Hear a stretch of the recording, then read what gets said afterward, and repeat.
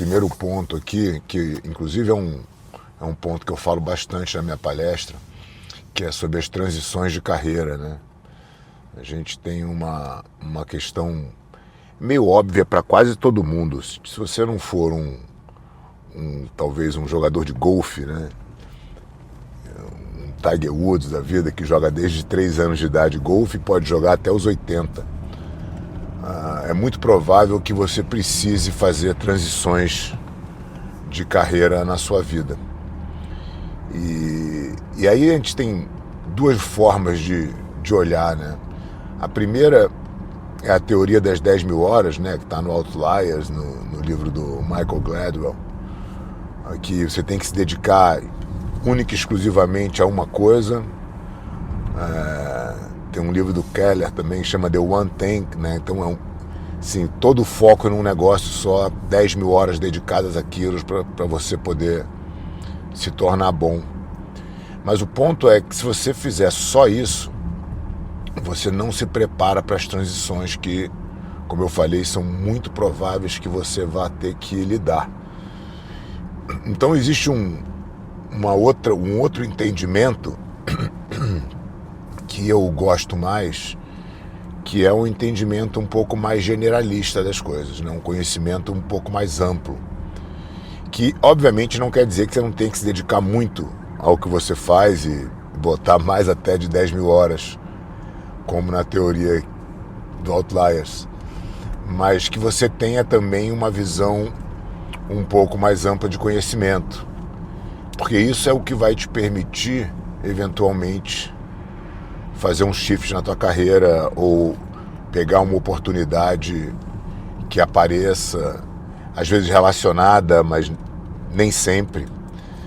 Então, quando você fica focado apenas em uma coisa, tantas coisas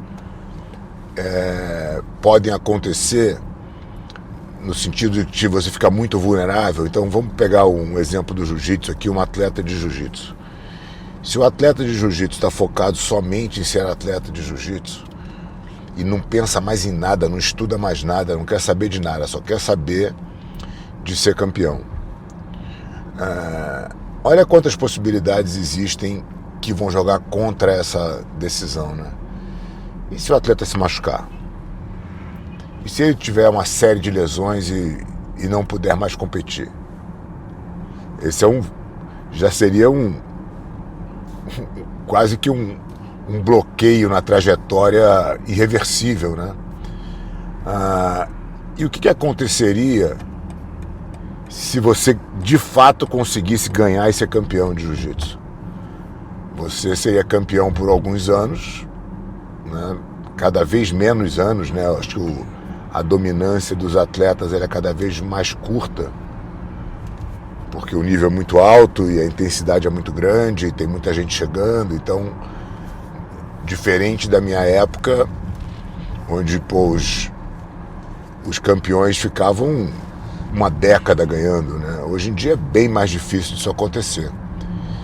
Mas mesmo que você consiga ganhar, quando você parar de competir, o que você vai fazer? Você vai começar algo do zero. Você vai ter que se preparar e entender das coisas partindo daquele momento do zero, né, de conhecimento muito, muito raso. Eu entendo que é muito difícil. É difícil até a transição que parece mais óbvia, né, de você virar professor de jiu-jitsu, por mais que você tenha sido um ótimo atleta. O ser professor também está tão desenvolvido, né? Não só em termos de metodologia, de parte técnica, mas muito também no entendimento do aluno, no entendimento do ser humano, que é no final do dia a arte que o professor precisa aprender, né? Como é que ele lida com as pessoas, como é que ele transmite essa mensagem para que as pessoas melhorem. Então, você deixar para fazer as coisas ao final de uma empreitada, assim, de uma dedicação muito grande a qualquer coisa, me parece um caminho perigoso e eu não tenho visto as pessoas fazerem essa transição com muito sucesso. Eu vejo grandes atletas com dificuldade de se tornarem bons professores.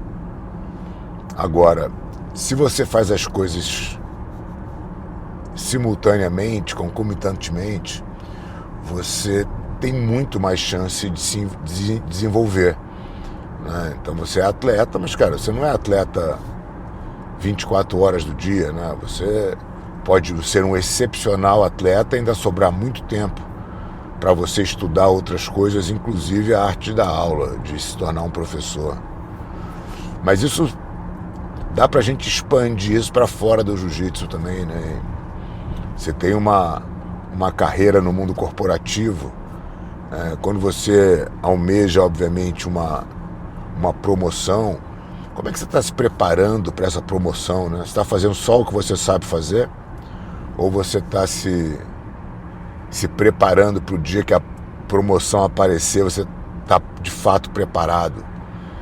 Então, acho que o resumo é que a gente deveria fazer a nossa função com muita dedicação e usar todo o resto do nosso tempo para um desenvolvimento que não seja exatamente aquilo, eventualmente nem conectado com aquilo. Sei lá, quando você pensa em estudo geral, você vai, o que tem a ver jiu-jitsu com filosofia, né? E quando você começa a estudar filosofia, você vê que tem absolutamente tudo a ver, né? O fato de eu estudar filosofia me torna um professor de jiu-jitsu muito melhor. Me faz entender melhor as pessoas, a história. Enfim, o ponto é, eu deveria estar sempre estudando coisas variadas, tendo um conhecimento mais generalista, para que eu pudesse me preparar para as transições que vão ser necessárias, né? Eu acho que, como eu falei no início do vídeo, se você não tiver um ambiente perfeito, como um golfe, que você pode simplesmente se dedicar e viver dele para o resto da vida, você vai ter que fazer as suas transições. E quando você não está preparado para elas, você tem um baque, uma regressão muito grande, né? Às vezes, mesmo que você não se prepare, você se torna bom em uma coisa, e esse, na verdade, é um grande erro, né?